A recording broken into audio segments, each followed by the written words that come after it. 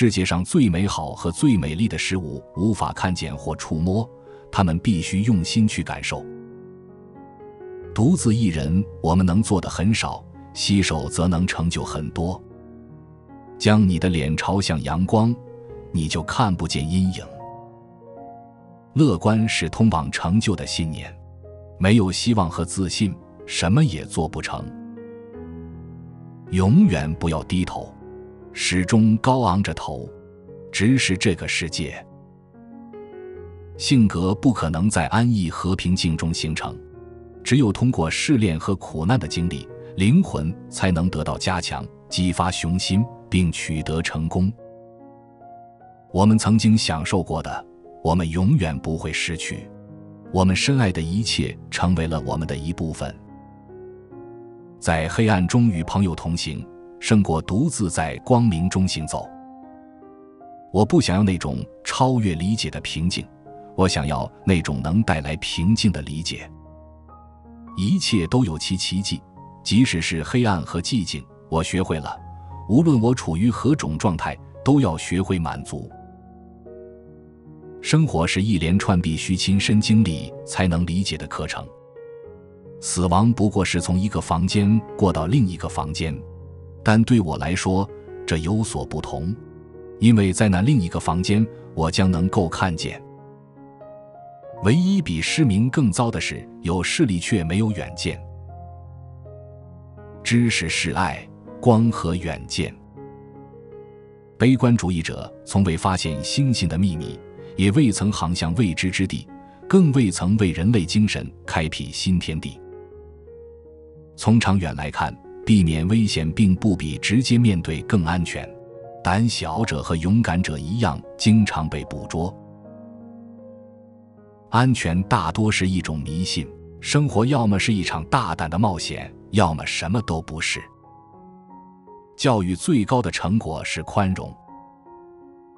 我们不应该将自己的处境与那些比我们更幸运的人相比，而应该与绝大多数同胞的处境相比。这样一来，我们会发现自己是幸运的。如果世界上只有欢乐，我们永远也学不会勇敢和耐心。我很高兴能生活在这样一个壮观而令人不安的时代。许多人对于什么构成真正的幸福有着错误的观念。幸福不是通过自我满足获得的，而是通过对一个有价值的目标的忠诚获得的。生活是一场激动人心的事业，当为他人而活时最为激动人心。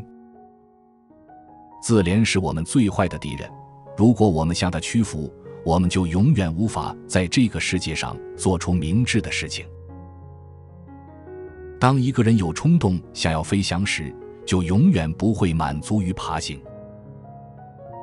宽容是心灵最伟大的礼物，它需要大脑付出与其自行车保持平衡相同的努力。我渴望完成一项伟大而高尚的任务，但我的主要职责是把小任务当作伟大而高尚的来完成。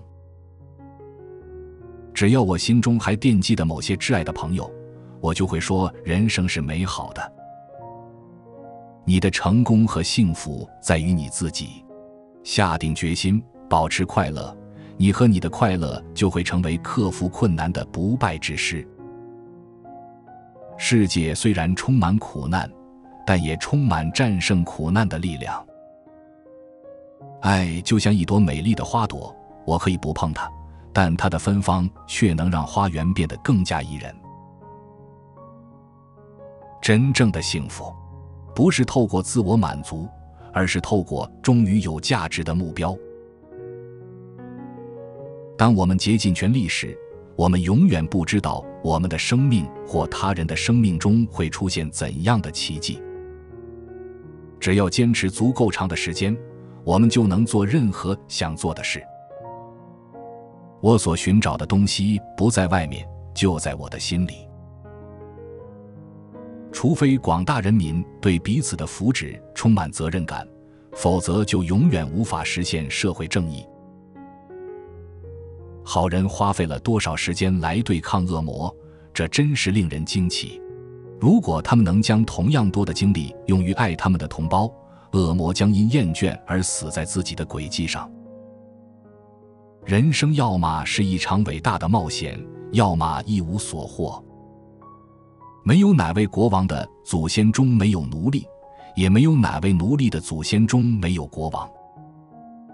世界的推进不仅仅依靠其英雄们的强大推动，也依赖于每一位诚实工作者的微小努力之和。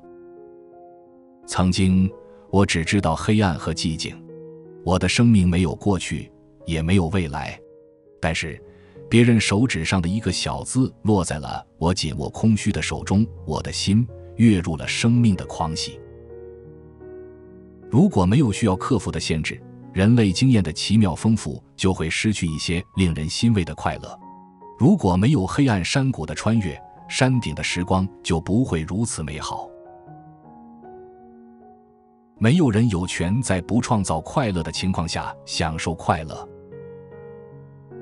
除非我们养成在光明时刻和困境中都去读圣经的习惯，否则我们就无法完全回应圣经的安慰，因为我们在光明和黑暗之间缺乏平衡。信仰是一种力量，破碎的世界将凭借着这种力量重见光明。正如鹰被箭杀死，箭翼却是用它自己的羽毛制成，这个世界的手也被自己的技巧所伤。对我来说，一片茂密的松针或柔软的草地比最奢华的波斯地毯更受欢迎。攀登天空中的液态山峰是多么美妙，在我前后是上帝，我无所畏惧。在所有感官中，视觉必定是最令人愉悦的。反对战争，因为没有你们，就没有战斗可以打。我们可能已经找到了大多数邪恶的解药，但它未能找到最糟糕的那一种的解药——人类的冷漠。我很少考虑我的限制，他们也从未让我感到悲伤。或许有时会有一丝渴望，但它是模糊的，就像花间的微风。就像自私和抱怨会扭曲人的心灵一样，带着喜悦的爱会使人的视野更加清晰和敏锐。盲人需要的不是一位老师，而是另一个自我。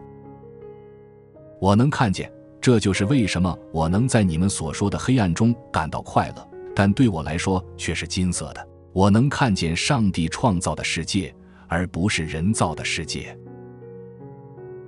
大学不是寻找灵感的地方。无论一个人多么平庸，多么卑微或多么聪明，他都认为快乐是他不可争辩的权利。人们不喜欢思考，如果思考，就必须得出结论，结论并不总是令人愉快的。一个时代的异端成为下一个时代的正统。我们应该祈求的不是与我们能力相匹配的任务，而是与我们任务相匹配的能力，带着永远敲打我们心扉的强烈渴望前行，朝着遥远的目标迈进。许多人对于超出他们短暂经验范围之外的事物所知甚少，他们向内自省，却一无所获，因此他们得出结论，认为自己之外也没有任何东西。文学是我的乌托邦，在这里我不会被剥夺权利，没有感官的障碍将我与我那些书中朋友的甜美亲切的对话隔绝开来，他们与我交谈时毫无尴尬或不自在。我所承担的工作份额可能有限，但正因为它是工作，这就使它变得珍贵。让那些拥有一切的人对那些一无所有的人感兴趣是很困难的。只要世界上还有年轻人，文明就不可能倒流。青春或许任性，但它会在规定的时间内前进。嗅觉是一位强大的巫师，能将你带过千里和你所经历的所有年份。以上是我们这一期的智慧格言，哪一句是您最喜欢的？请留言告诉我们，别忘了按赞订阅，开启小铃铛，我们下期再会。